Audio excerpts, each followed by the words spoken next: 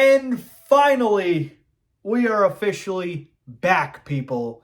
We are back with the game previews because the regular season starts this week. And I'm here to break down the Bears' very first game of the 2023 NFL season against none other than the Green Bay Packers. So what is going on, y'all? Faiz Sports all back at it with another video talking, of course, some NFL here to talk about the Chicago Bears and here to break down the very first game for the Bears regular season. And we've been waiting all off season for this, and we are finally here, people. Game 1 of 17, and hopefully more. You know, hoping the Bears make the playoffs. But you get my point here is I am hyped, I'm excited, and I've got a lot to break down here in terms of the game. So if you guys are new to the channel, please do hit that subscribe button. You are not going to regret it. I promise you that. I post game previews before every single Bears game and also do post-game recaps after every single Bears game. So just, again, subscribe to the channel, hit the bell notifications so you're notified every time I drop a new video, and follow me on social media, folks. So yeah, we got a lot to talk about here. Let's break it all down for the Bears versus Packers. All right, so here is how the breakdown is going to happen. So I'm going to go ahead and talk about the keys for the Bears in this game against the Packers, break it all down for you guys, and give you guys a final score prediction at the end. So hang tight for that.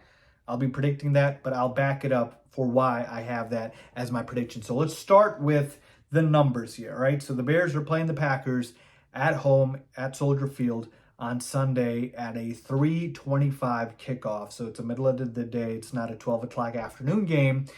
And the Bears are favored in this one at the time I'm recording this by a point. Now the line's been moving, a little bit, but the Bears are favored at home, and it's a 43.5 total for this game. So just doing a little line reading here, the odds makers, Vegas, thinks that this is a pretty even matchup because if the Bears were really favored in this one, they would be favored by at least 3 points. That's usually what Vegas gives the home team in terms of just, the point differential or total, if you will.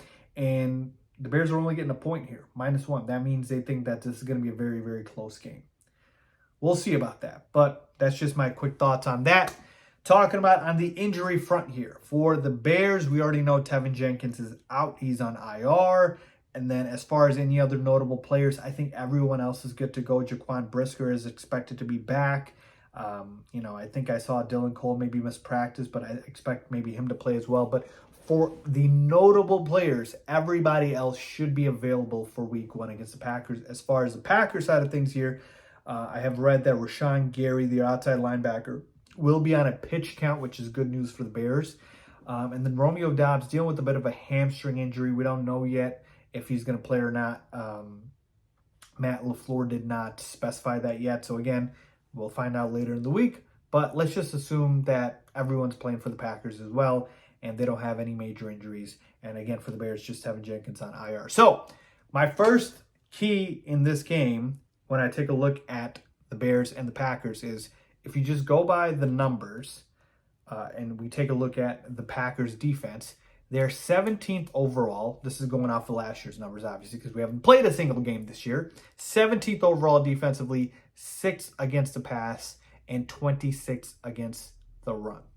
Okay? So they are significantly better against the pass than they are against the run. Now, again, the numbers are going to be a little different this year, obviously, because these are last year's numbers, but I'm just kind of putting that into context here. And then when you take a look at the Bears, their defense, 29th overall last year, 18th against the pass, 31st against the rush. So obviously we were terrible against the run, a little bit better against the pass. So when I take a look at the key here for the Chicago Bears, the first thing I'm focusing on is defensively for them, we have to stop the run.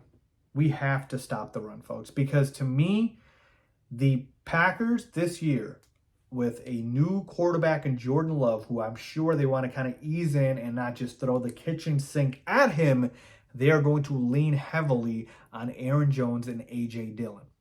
All right, they're going to lean heavily on those guys. And last year, in 2 games, Aaron Jones, one game had 15 carries for 132 rushing yards and a touchdown.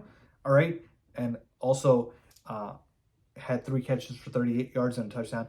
And then A.J. Dillon in the second game ripped us up for 18 carries for 93 rushing yards and a touchdown. So these guys can and will do damage.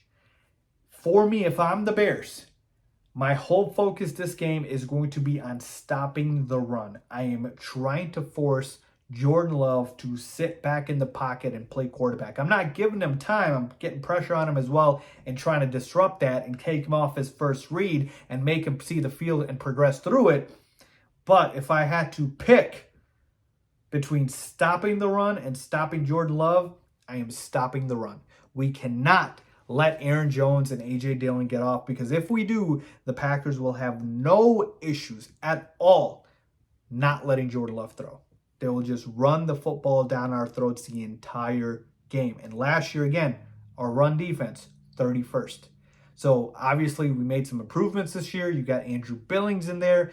You have some rookies and Dexter and Pickens. And obviously you've got your edge rushers as well. But we need to be able to stop the run. We have to. That's the biggest key by far to me in this game, is stopping the run. And that is stopping Aaron Jones and A.J. Dillon. All right.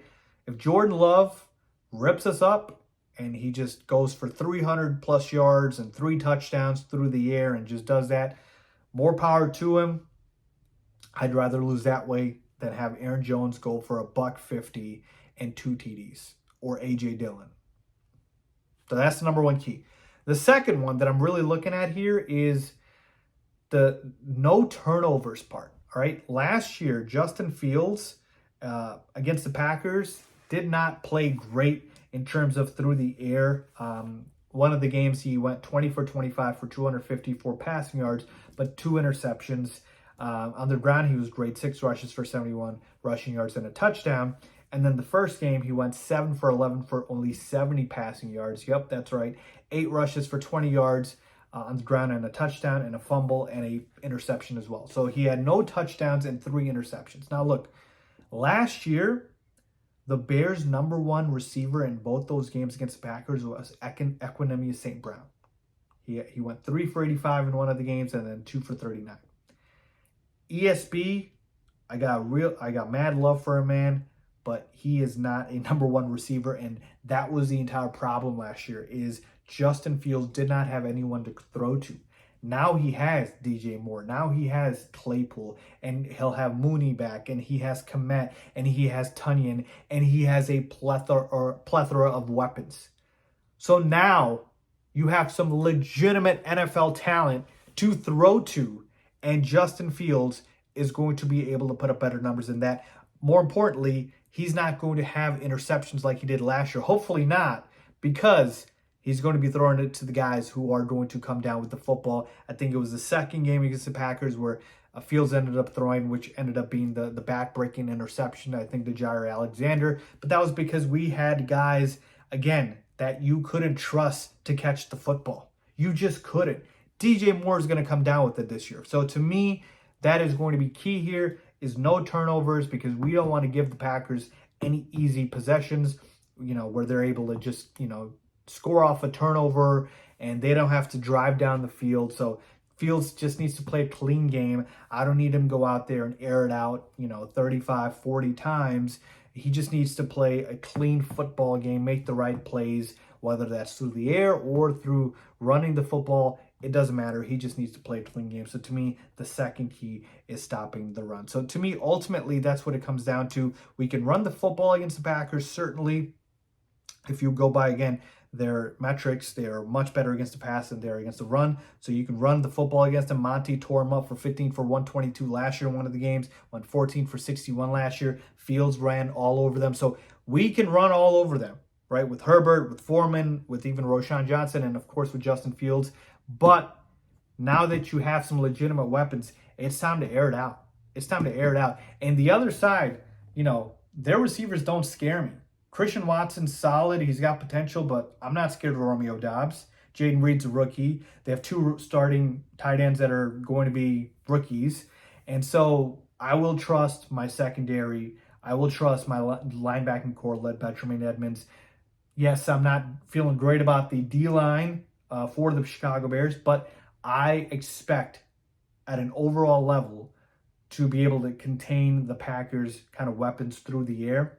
Not so much with Aaron Jones and A.J. Dillon. So to me, it's really just those two keys: stop the run and no turnovers. If we do that, I think the Bears can come out of this game victorious because, like I said, I think the Bears have more advantages than the Packers when we are talking about overall in terms of the game. So finally, because of that reason, I have got the Bears winning this game by a final score of 24-17.